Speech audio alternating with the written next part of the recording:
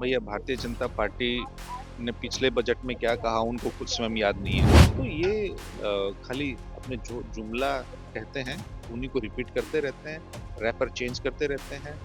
तो ये सिर्फ एक सामान्य इन्होंने अपना लेखा जोखा प्रस्तुत किया है।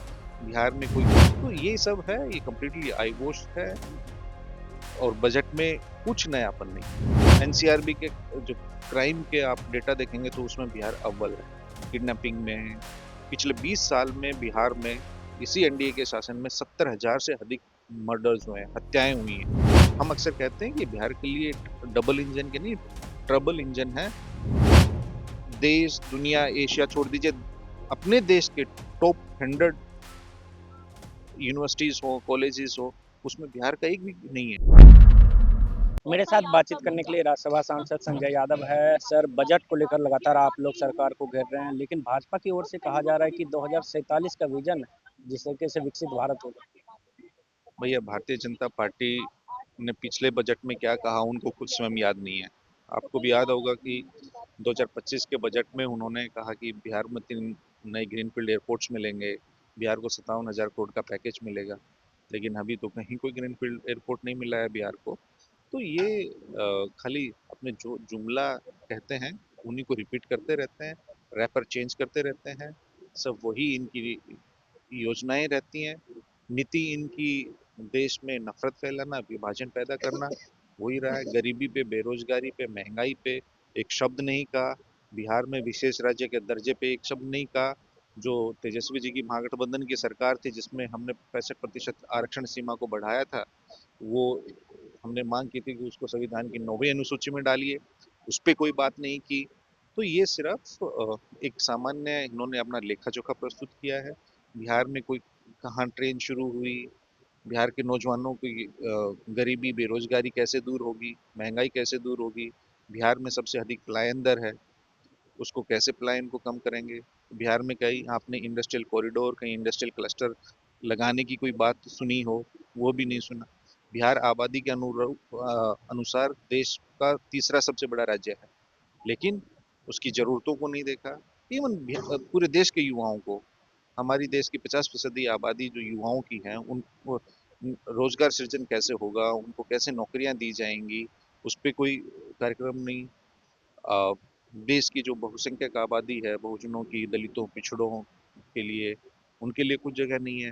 तो ये सब है, ये कम्प्लीटली आईवॉश है और बजट में कुछ नयापन नहीं। आरजेडी लगातार जो है लोकसभा और राज्यसभा में नीट छात्रा और यूजीसी को लेकर सरकार से मांग कर रही है। प्रदर्शन भी आप लोगों ने किया।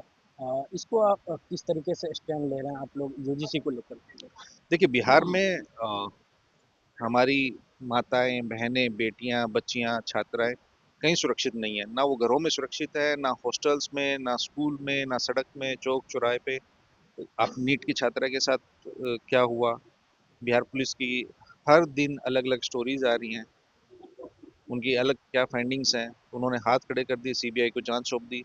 ये खाली पटना ही नहीं, मधेपुरा में, खगड़िया में, पूर्णिया में, भागलपुर में, वैशाली में, सिवान में, पटना में, जहानाबाद, आप कोई भी जिला ले लीजिए, प्रतिदिन बिहार की हमारी जो छात्राएं हैं, महिलाएं हैं, बच्चियां हैं, उनके साथ सामूहिक दुष्कर्म की, अत्याचार की, यौन शोषण की कितनी घटनाएं हो रही हैं। लेकिन सरकार उनको स्वीकार ही करने के लिए तैयार नहीं है। जब सरकार अपनी खामियां को, इन घटनाओं को स्वीकार ही नहीं करेगी तो दूर कहाँ से करेगी। जो बिहार की पूरी कानून व्यवस्था है वो ध्वस्त है। विधि व्यवस्था की कहीं कोई जवाबदेही लेने वाला नहीं है। एनसीआरबी के जो क्राइम के आप डेटा देखेंगे तो उसमें बिहार अव्वल है। किडनैपिंग में पिछले 20 साल में बिहार में इसी एनडीए के शासन में 70,000 से अधिक मर्डर्स हुए हैं, हत्याएं हुई हैं। ये ऑन रिकॉर्ड है, नेशनल क्राइम रिकॉर्ड ब्यूरो का डेटा है, भारत सरकार का डेटा है, कोई विपक्ष का नहीं है। लेकिन वो मान ही नहीं रहे, वो अपनी सरकार के डेटा को भी नहीं मान रहे। तो हम अक्सर कहते हैं कि बिहार के लिए डबल इंजन के नहीं, ट्रबल इंजन है।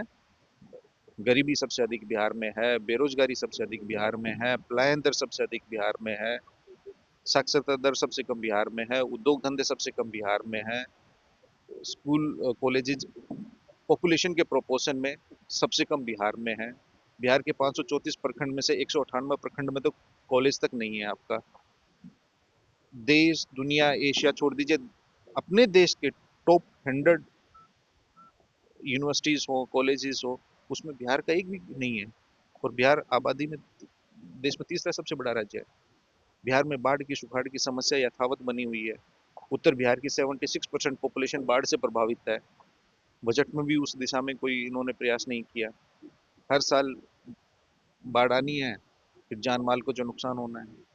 लोकसभा में राहुल गांधी लगातार पूर्व आर्मी चीफ की किताब को लेकर लगातार सवाल खड़े कर रहे हैं सरकार को, लेकिन सरकार की तरफ से कहा जा रहा है कि तथ्य नहीं है। देखिए, सरकार किसी भी मुद्दे पे, जनहित के मुद्दे हों या कोई भी ज्वलंत मुद्दे हों, उन पे बात नहीं करना चाहती।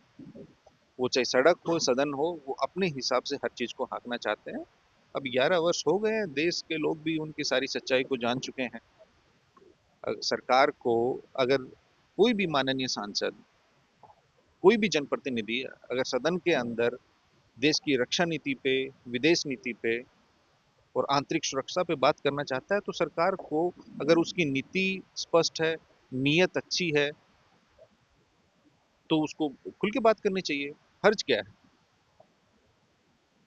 चलिए, ये थे हमारे साथ बातचीत करने के लिए राज्यसभा सांसद संजय यादव जी। आप देखते रहिए न्यूज 8।